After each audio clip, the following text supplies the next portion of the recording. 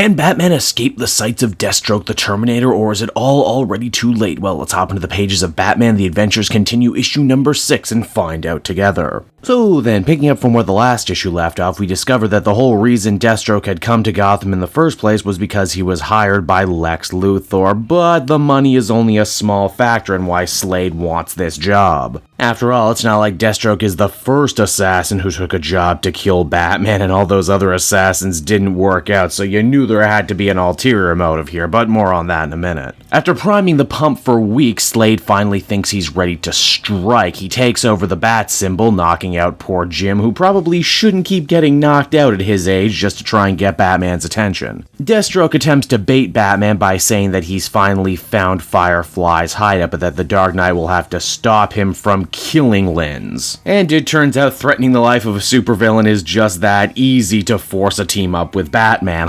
Go figure. Now elsewhere, Tim Drake Robin is bemoaning the fact that Batman didn't take him out on this newest job. In fact, he's barely speaking to him after his own run-in with Deathstroke a couple issues ago. Barbara tries her best to be supportive, but wouldn't you know it, in her role as librarian, she ends up finding a strange letter in one of the books warning her that this is a trap, a letter left by that mysterious stalker.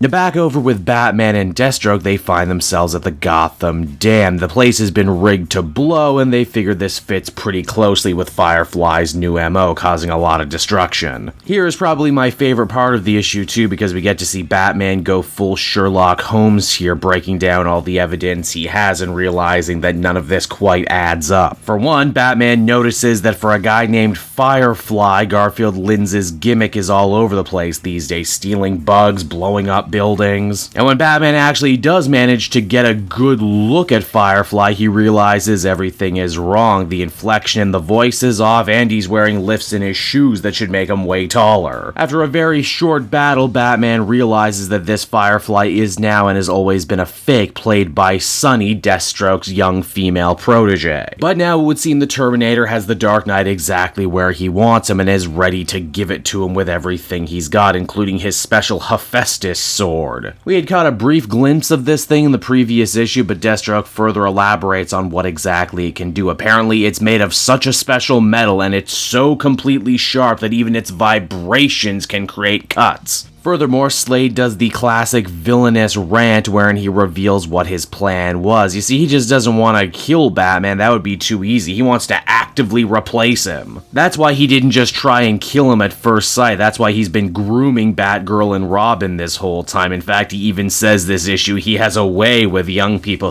That's gross given the character's history. This would also explain why Deathstroke went to such great lengths to frame Firefly. Slade was going to kill Batman, burn his body, and then bring Barbara and Tim, the head of the real Firefly. Assuming that they would be so grateful that Deathstroke avenged their father figure and mentor that they would follow him to the ends of the earth after that. Too bad for Slade, as he gave this speech, Batgirl and Robin were listening. Once again proving that sometimes the best way to follow Batman's orders is to not follow them at all. Now, how do the Bat family manage to take down Deathstroke the Terminator? Well, you're gonna love this. Deathstroke's Kevlar suit catches fire during the four-way battle. A little fire can't stop a super soldier like Slade, but when he ends up getting too close to one of the explosive barrels he brought to the party, he ends up blowing himself up. He's not dead or anything, but he's probably pretty embarrassed that his complicated plot got so far away from him. So much for being able to use more of his brain than an average person, am I right, eh?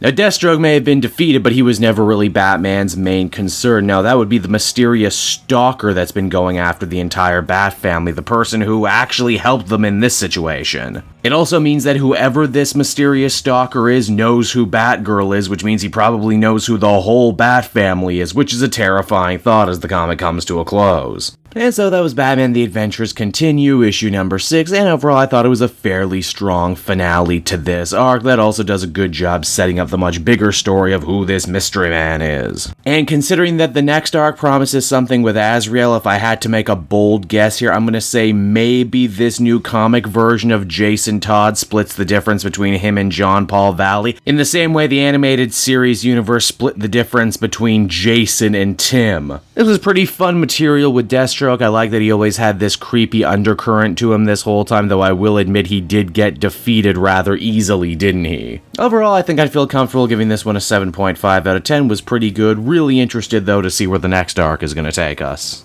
Hey there everyone, Cape Joel again, and I want to thank you so much for watching to the end of the video. As always, if you liked what you see, be sure to like, subscribe, comment. It really helps drive engagement and helps me out too. Also, if you are a patron, which you can become for as little as $1 a month, you will get exclusive content that no one else can ever see, and you'll get to see the Comic Multiverse podcast before anyone else too. You can check out all this and more down in the description. And until next time everyone, this has been Cape Joel, and I'll see you all next time. Cheers.